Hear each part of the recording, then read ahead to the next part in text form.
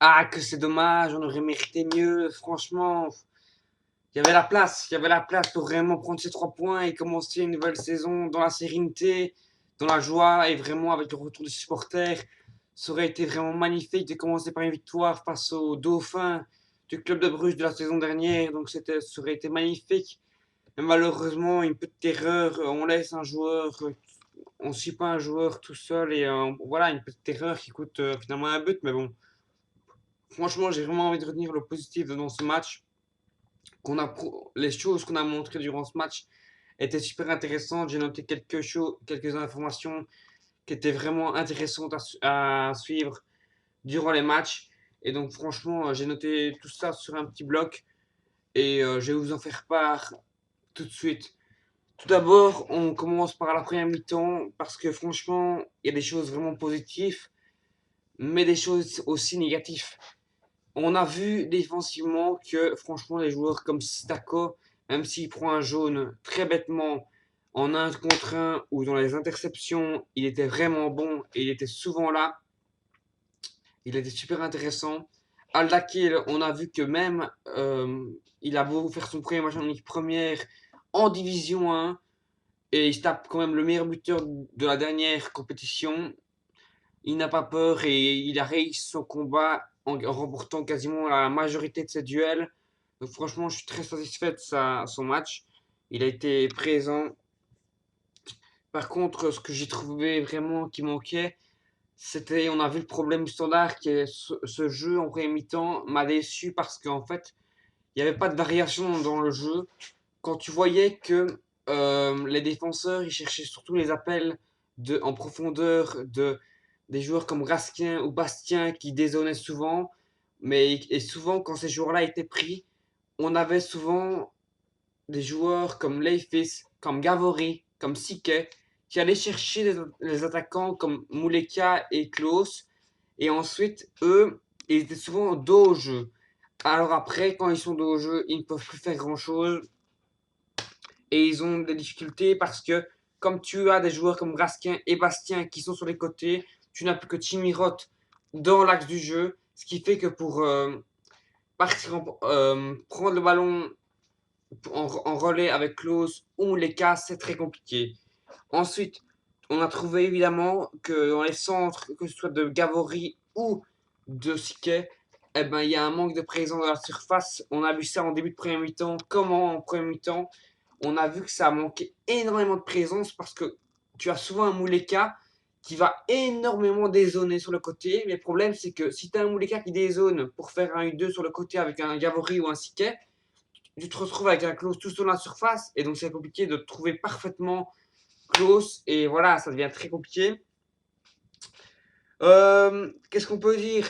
On peut dire évidemment aussi que on a vu que, comme je viens de le dire, quand tu as par exemple un Raskin ou un Bastien qui a fait des appels souvent tout le temps en première mi-temps, des appels comme ça, le problème c'est que quand les passes sont mauvaises, eh ben, on se retrouve directement avec un Genk qui part directement en contre et là ça devient très compliqué. Et là surtout que Genk avait, c'est pour ça que Genk en première mi-temps avait la domination au milieu de terrain et ça devenait très compliqué pour le standard. Et donc, c'est pour ça qu'on a dû régler ça en deuxième mi-temps, parce que si on en faisait comme ça, on était parti pour être battu. Je le dis très clairement, le Standard n'aurait pas pu gagner un match en faisant tout le temps un jeu comme ça. Par contre, ce que j'ai été un peu déçu, c'est que du coup, le milieu, au milieu, on laissait beaucoup trop d'espace en première mi-temps, et donc du coup, des joueurs comme Ito ou Bongonda avec beaucoup trop d'espace aux 25 mètres et comme on a pu le voir, des grosses occasions avec des grosses frappes de loin comme Bongonda ou Ito on a tombé sur un bon Bodard. Donc ça c'était à revoir.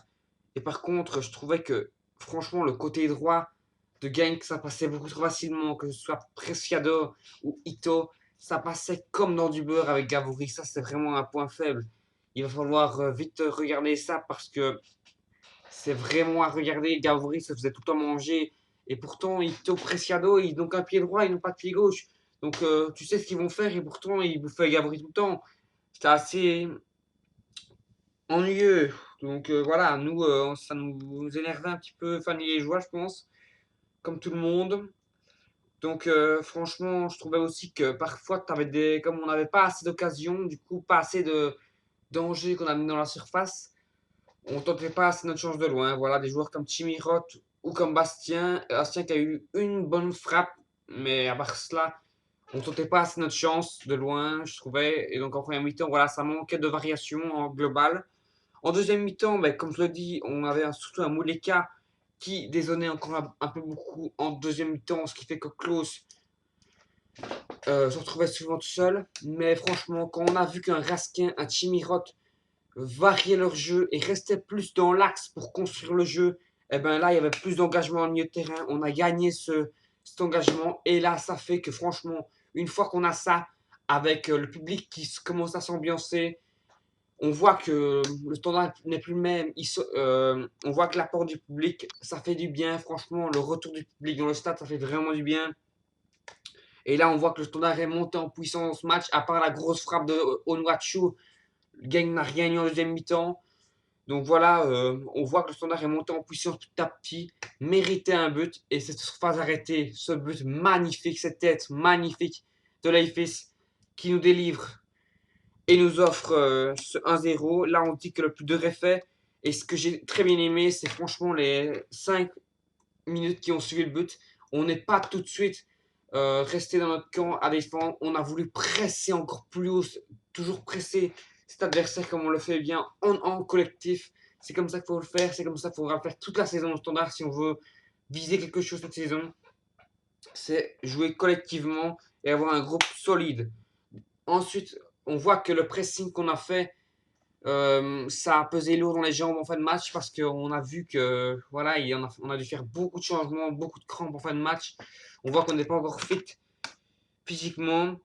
On a vu que franchement, une fois que Mouleka ou des dragueuses ou même un Klaus, là, pouvait rester vraiment dans l'axe parce que tu avais un Raskin ou un Chimirot qui faisait le travail au milieu de terrain, on a vu que Sique avait plus d'impact et qu'il pouvait plus se projeter offensivement, ce qui faisait qu'il amenait énormément de centres. Il a quand même centré 9 fois, ce qui est le plus grand nombre sur le match.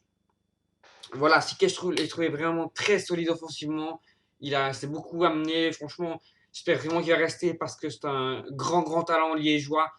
Et j'espère qu'il a beaucoup d'avenir. Et voilà, je pense que c'est l'avenir du football belge. Et même défensivement, contrairement à Gabory, il a été impérial. Je l'ai trouvé très compact. Franchement, ce qu'on peut vraiment être content, c'est vraiment comment Mbailey a su amener une bonne grinta et une bonne mentalité. Franchement, j'ai trouvé ça. Franchement, tout au long de cette deuxième mi-temps, on a pu voir que le standard ne lâchait rien. L'apport du public est là aussi. Mais on a pu voir que franchement, cette équipe était au top.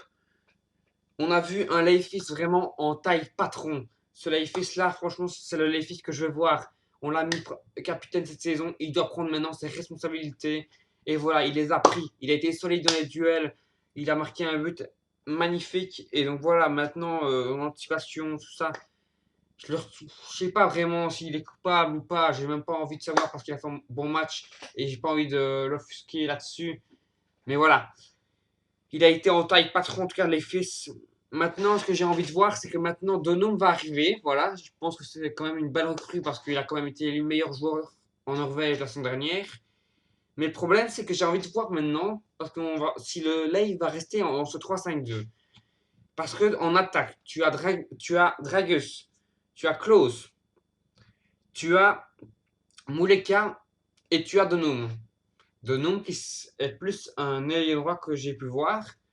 Et Dragus, pour moi, franchement, il est très intéressant. Techniquement, on le voit, il a du football. Il est très intéressant, mais pour moi, vu comment il joue, ce serait plus un ailier gauche qui rentre son pied droit de ça, plutôt qu'un buteur. Donc pour moi, si le standard veut rester ce système-là, il ne peut pas se contenter de Klaus de Mleka. On doit aller chercher un nouveau numéro 9 alors. Mais sinon, il va falloir repasser en 4-2-3-1. Et là, tu mettrais un Dragus à gauche avec un Donum à droite et un des deux Mouleka close en pointe. Mais tu peux pas rester comme ça. En tout cas, si j'ai envie de choisir des tops et des flops, Eh ben franchement, je choisirais vraiment le premier top. Ben, c'est franchement la triplette défensive que j'ai trouvé franchement impériale malgré la petite erreur. Mais ça, c'est des erreurs de jeunesse, ça, on n'y peut rien. Franchement, certes, c'est très rageant parce que c'est vraiment fin de match. Mais franchement, une défense très très jeune avec un patron comme Leifis, je pense que ça va progresser. Ça fera encore des erreurs, mais il faut retenir le positif. Et franchement, la défense a quand même été très bonne. Ensuite, en deuxième, j'ai vraiment envie de mettre Raskin parce qu'on voit la grinta qu'il a apporté en ce match. C'était vraiment impérial dans ce milieu de terrain. Il a survolé ce milieu de terrain. Gagne quoi en deuxième mi-temps. Et enfin, le troisième, c'est Siquet qui a beaucoup apporté, comme je l'ai dit, offensivement comme défensivement. Et comme flop, franchement, je ne vois pas vraiment, à part un petit Gavory qui apporte encore beaucoup, trop peu. Offensivement, il est pas encore trop mauvais. Il apporte quand même énormément de propositions pour les centres et tout ça. Mais défensivement, il est encore trop largué, je trouve. Donc voilà, je mettrais quand même un petit Gavory. Mais sinon, un mec que j'ai vraiment trouvé pas mauvais, c'est vraiment le petit Olivier Dumont qui est monté. Donc il a apporté beaucoup plus qu'un Chamir par exemple. Donc franchement, il a du ballon ce petit gars et j'ai hâte de le revoir sous les couleurs liégeoises. Sur ce, j'espère que vous avez aimé ce petit débrief. Si c'est le cas, n'hésitez pas à lâcher un petit like, à vous abonner et moi je vous dis à la prochaine. Ciao.